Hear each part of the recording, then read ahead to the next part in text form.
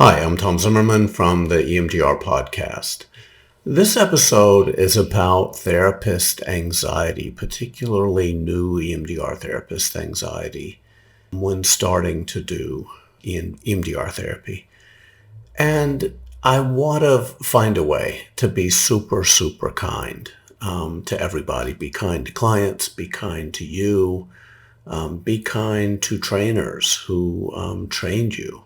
Be kind to consultants who are going to need to guide you in how to do this work. I think a lot of the anxiety comes from the very strong desire not to cause harm. And many of us realize the volatility that can be inside trauma. We want to do whatever we can do not to have clients feel something too intense. And really, in the therapy that we're used to not doing things that lead to distress. We're trained to do things that don't lead toward clients' distress. However, in EMDR therapy, the distress that comes is a lot of the active ingredient in this therapy. No one wants to be the last person to touch a vase before it breaks, and certainly we don't want to do something that may have the client experience things that may just start a fire that burns for a little while. And it is true that when working with clients, particularly clients with complex trauma, working with trauma is a lot like working with lava. And we do, to be fair, we want to help clients develop lava gloves. We want to help them develop the resources that they may need to work with that. We also want to go in with the awareness that that things may get rough, things may get intense. And I heard someone recently say that a lot of EMDR therapists don't go on to practice their theory. I mean, it is an observed phenomena in many programs, that many EMDR therapists who are trained don't go on to actually use EMDR therapy very regularly in their practice. And this person implied that part of the reason for that is that as trainers, we're so, oh, be careful here, be careful there. We almost fill their heads with worries of what may go wrong. But I think that's actually not the problem. I think the problem is that clients are carrying an enormous amount of wounding. And that wounding, to be honest, if too much of it gets activated, real harm may occur to the client. Our intuition is this client has a lot of stuff. I'm new at this. I don't want to do anything that may cause harm. And the result may be that the can gets kicked down the road. It is true that working with trauma is a lot like working with lava. However, that's our job. So we're in this difficult predicament where we have the beginning of a transformational trauma therapy. We have clients who have an enormous amount of trauma and wounding, and we need to help guide them in ways that are tolerable and let them do this work effectively. And I remember, when I say that I want to be kind to you, I want to also be really kind to myself. I remember those sessions not long after my part 1 and definitely after my part 2 training, where I would have sessions that went very well. I'd have a few sessions go very well, and it'd be, oh my gosh, this EMDR thing's amazing. This is awesome. I can't wait to write about this. I can't wait to... And then I'd have sessions where the client would drill into what I didn't know at the time was attachment wounds. They kept drilling into attachment wounds, and they had this big existential loneliness, which I felt. And I remember driving home going, this is stupid. EMDR is stupid. What in the world am I thinking? I should have been an accountant. It's not too late. I went back to school to be a therapist. I can go back to school and be an accountant. This is very real stuff. This is very, very real stuff. And my goal in doing this podcast is to let you know these are some things in this podcast that may be helpful when you're there, when you feel like, I just don't know that I can do this. I don't know that this EMDR thing is for me, especially when working with clients with really complex trauma. It is also true, I think, that most basic training programs don't really train us to work effectively with really severe trauma in EMDR. Complex trauma is viewed as a special case in the Shapiro lens. And it is true that you're going to need to learn the nuances of working with really complex trauma on your own. But I promise there's an enormous amount of help out there. So if you're stuck, be in touch, because I'm sure there are some resources that may be helpful. One of the things that I hear a lot in doing quite a bit of consultation with new EMDR therapists is they will overly own everything. So if the client is struggling with a resource, the therapist will be certain that they did something wrong. They'll just begin the conversation with, I know I probably messed this up and blah, blah, blah, blah. That's rarely the case. However, we do make mistakes. And again, out of the spirit of being kind, let's look at the context. We are walking around the internal lives of others, and we're doing that largely blind. So yes, we're going to make mistakes. Mistakes are going to be inevitable. What mistakes are, though, are an opportunity for growth. They're also an opportunity for insight, right? They're an opportunity for deep, hopefully salient learning. And just like mistakes are an opportunity for learning, if we're not careful, mistakes may be an opportunity for overlearning, because this work may be very stressful and overwhelming and difficult for us as well. So one of the risks when we do kind of misstep or misread a client, or think that the client may be on the track and they're not, or think that the client may be prepared to do EMDR, and we try to do EMDR and it turns out they need a good bit more preparation.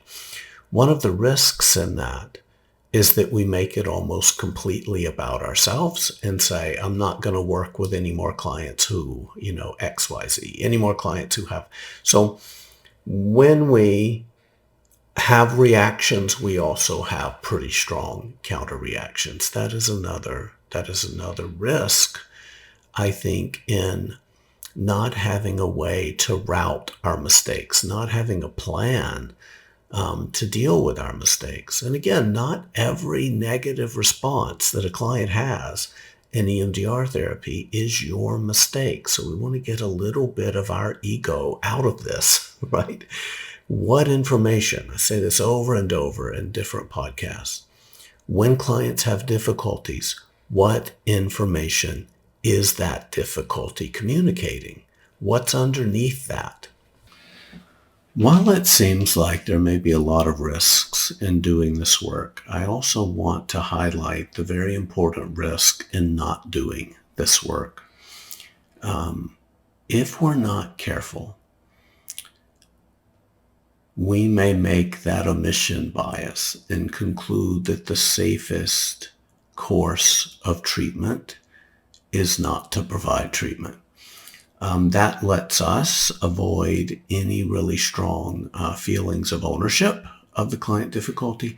Clients are also more than willing to just talk and blab about things, really for decades. Clients very often aren't going to push you to do trauma work, but I think we can all appreciate that many of our clients with severe trauma are very, very slowly dying in front of us. So the cost of carrying trauma are absolutely unbearable for many, many people with really complex trauma, and they need to heal. And you have just been trained in one of the evidence-based psychotherapies that is really, really good at promoting healing. So I don't want to talk about the risks of doing this work without always talking about the risks of not doing this work. Let's keep that in mind as well. We are the only professionals on the planet who have the special skills to do this job, whose job it is to do this work. So we need to do it. So if we're not going to do EMDR right now with this client, if the client's not prepared to do EMDR, what are we going to do with them? We need to figure that out. And if the client isn't prepared to do EMDR right now, what are we doing every single session to help them prepare to do EMDR? We're trained to do something. Clients need to do something. So here's the good news in EMDR therapy. It really is like everything else.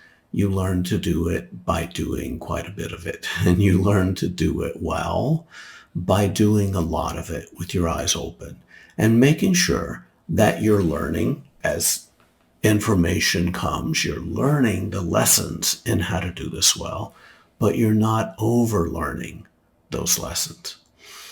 More really good news about EMDR is that when it does tend to break, and there are many reasons why EMDR might break, when it tends to break, there aren't an infinite number of places. There's a relatively limited number of places where EMDR might break, and you're going to get better at seeing and figuring out where those places are, and you're going to get better at intervening and helping them get unstuck.